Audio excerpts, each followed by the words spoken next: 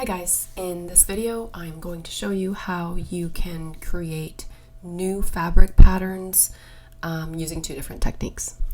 I'm just going to show you really quickly.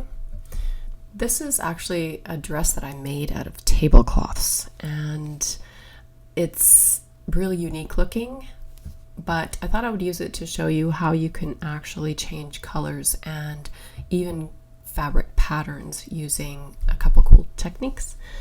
I'm just going to show you really quickly what I did because I've already done this. I created a ground shadow, as you can see here, and then if I open up this group, just turn this on, you can see that now we have drastically affected the entire look of this dress.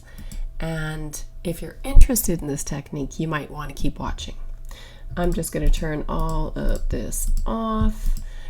Basically, this one, all I did was I went in and I did some pretty deep burning. All I did was use a multiply blend mode layer and I just went in and really deepened those shadows. And a little bit of a curves adjustment only on the upper portion of the dress because it was, in my opinion, too blown out. And then I just affected the overskirt right here. I really wanted to deepen it down, make it look a little more goldy, and how I did that was just using a gradient map. Okay, and I know that I've showed this technique in the past. I'll go over that again. And as you can see with this one, this is the same type of a technique where I just added a gradient map to the rest of the dress to really bring down the highlights and deepen those shadows to get prepared for the pattern overlay. This is the pattern overlay. And what you have to do, guys, is you have to make selections of the various pieces of fabric in whatever wardrobe you're trying to affect and save each one of those selections this way. So select and then save. Once you've refined your selection so that it's almost perfect, make sure you save that so you can come back and load it again later on. And I just fixed up around the dress here, just using a basic brush and then a little bit of selective color over the whole image, and that's what you get. I'm going to show you how I created this pattern first. I created the pattern from this image that I made in Midjourney and this image that I made in Midjourney.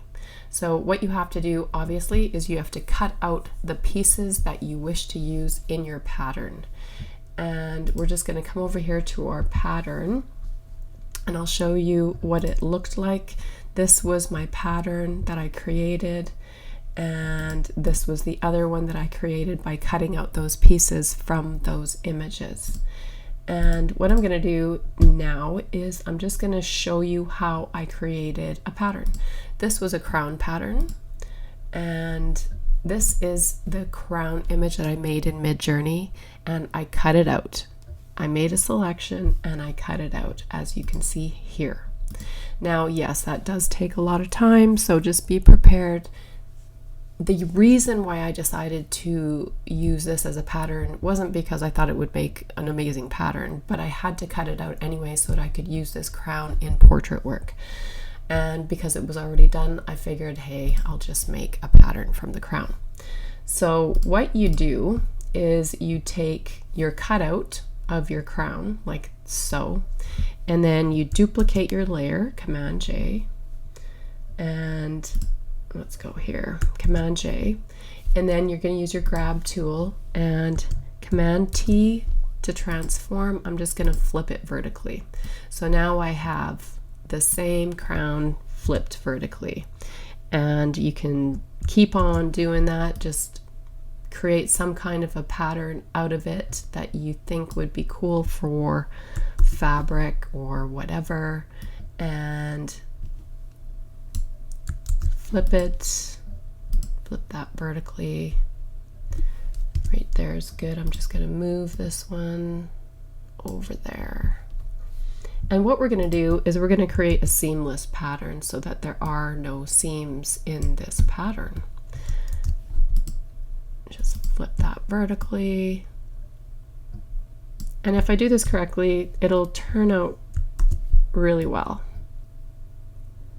This one's probably going to be better than the one that I have used for this tutorial, but that's okay.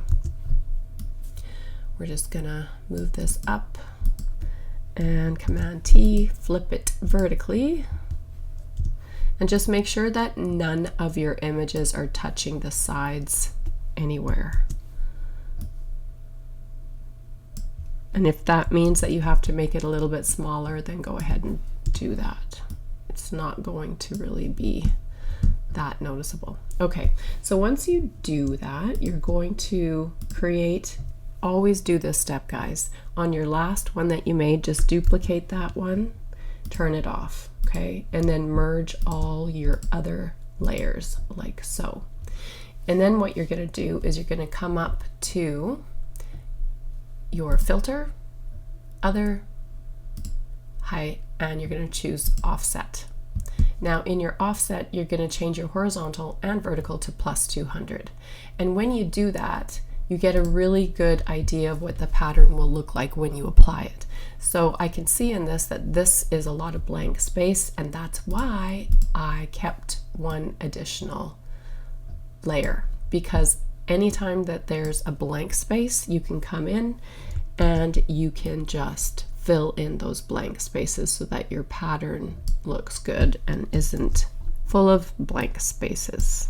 Okay, and that's pretty good. That's good enough for this demonstration. So I'm just going to merge these layers now, just like that. And I'm going to come up here and I'm going to go Edit,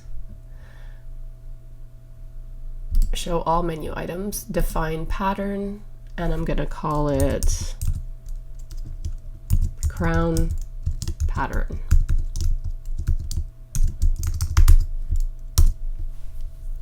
Click OK. So now you can apply this pattern to any fabric that you want as well. So let's just come into Shelby here, and this is a lot of fabric, right? And if you wanted to, you could just apply your little pattern like this. Now, doing it this way is not at all like doing it this way. Okay, let's come back over here. I'm just going to turn this stuff off, close it, turn it off, and I'm going to show you what I mean. So new blank layer, and I'm going to load my selection, if you recall. So what you do is you go select, load selection, and I'm going to go top and click OK. So now you can see that it's just her top is selected, right? But when I did that, it's because this particular part of the dress was a lot brighter than the rest. So then what I did was I came up, added a curves adjustment. So because this curves adjustment is only affecting the selection that we showed, this is where you determine how dark you want that to be. If you want a little bit more highlight, you can pull up your highlights, or you can leave it something like that. And that worked fine for this, for what I was trying to do. So now I have this done. I'm just going to merge these two layers together. And I'm going to duplicate that layer again, so I have another copy. And now I'm going to come up, I'm going to go load selection, and I'm going to choose bottom. Click OK. So now you can see it's choosing just the bottom. We can do the same thing, come up, curves adjustment, and we can pull that down. And by doing this, you really can affect those shadows that we talked about before. The only problem is that it does grab the top as well, but that's okay. We're just going to leave it for this demo, so that's fine. Let's merge these two together. So now we have affected the lower dress. So let's come up, go select, load selection, and then I also did one for the outer skirt. Click OK, and so now just the outer skirt is done. Same thing, guys, up to curves, and we're just going to darken that down right about there. Okay, perfect. We're going to merge these two together, merge, and we're going to come back up here, select, load selection, outer.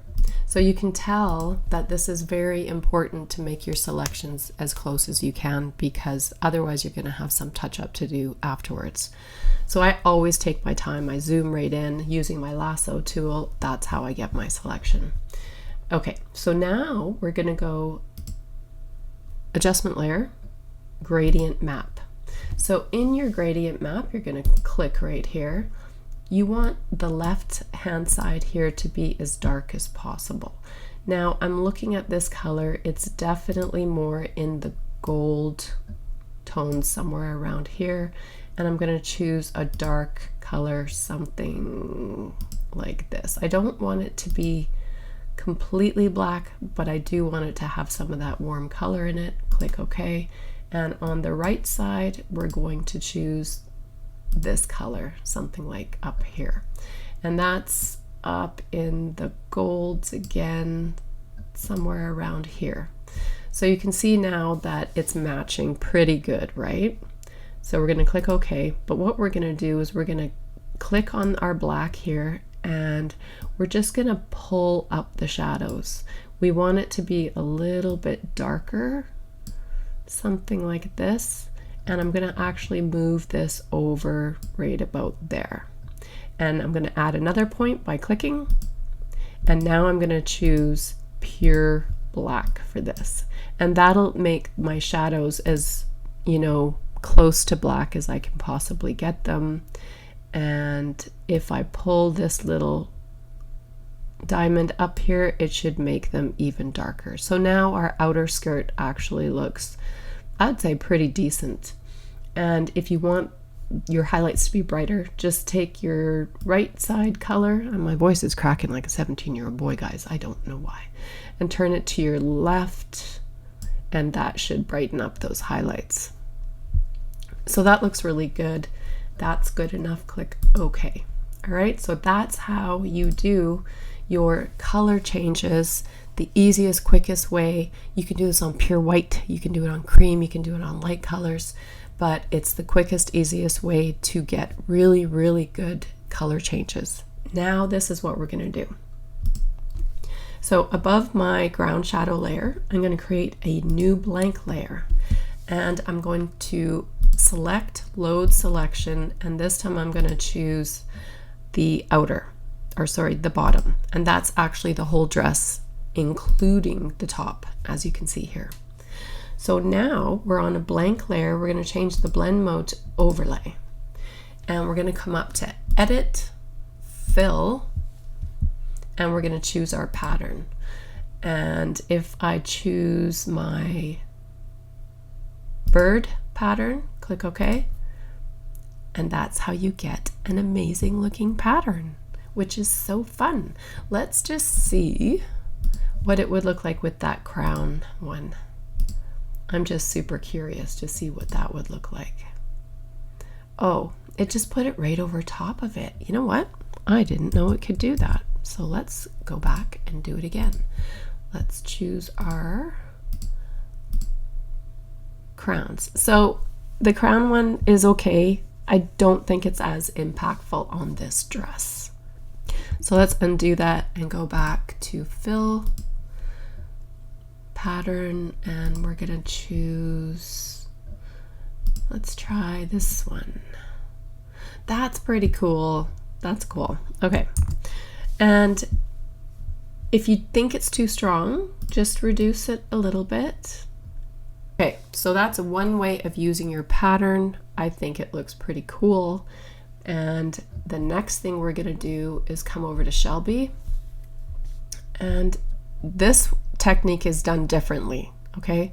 This is what you have to do. I'm just gonna show you really quickly. So this is just a PNG version, and this is how I did it. So I'm gonna come over to my pattern maker. When you do make your pattern and you do apply your filter and your offset, you can actually just drag this onto your image. So all I did was drag this over. Okay, and this is a totally different technique. And the reason why you would want to use it this way is if you have flowing fabric or moving fabric or pieces of fabric in different directions and the pattern looks too obvious, because they do repeat themselves, right? So this is how you do it. You just grab your pattern. You can change your blend mode to overlay, and you're going to hit Command T for transform. And what I like to do is I just arrange the size to fit somewhat the width of the fabric I'm trying to affect, right? So you can hold your shift key down and then you can extend it, something like this. And then you're going to right click and you're going to choose warp. And now you're going to push this fabric pattern to fit the actual fabric.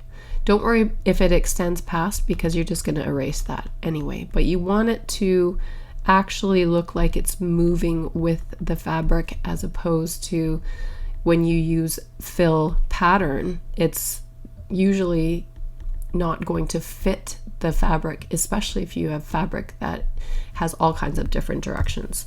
So this is all I do. I just do this, and then I grab my eraser tool, I come in and I erase the bits and bobs that I do not want because they're extending past the fabric, right? Because you want it to actually sit on the fabric and not flow over top. That's pretty good. And you can reduce it if you want, like this. But then all you do is Command J, duplicate that layer. You're going to pull it over and find your next fabric angle, which is this angle, and it's smaller, right? So we want it to fit. Right click, warp, and then just pull those pieces in so that they're not necessarily going over, but they're also kind of moving with the way the fabric is moving, right? Something like that. Grab your eraser and just come in and erase it off the portion of the image that you don't want it to be on. Something like that. Same thing. I'm just going to duplicate that one, pull it over here, hit your transform tool, and make it a little bit bigger, something like that. And now we're going to hit warp again, and we're just going to pull it around so that it looks like it matches the direction of the fabric.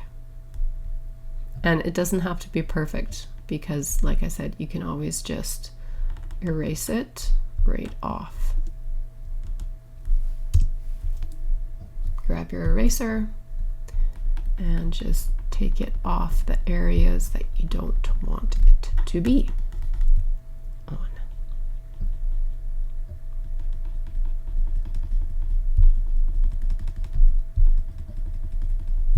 Okay, duplicate that layer, transform. You're going to drag it over here, something like that. Warp. We're going to pull this down here, something like that. And yeah, feel free to completely change it up each time you do it too, because there's no rules for this. Go ahead, hit enter, grab your eraser tool, and just get rid of the parts that are going over. You can even minimize others like that, because it would fade out a bit on the edges.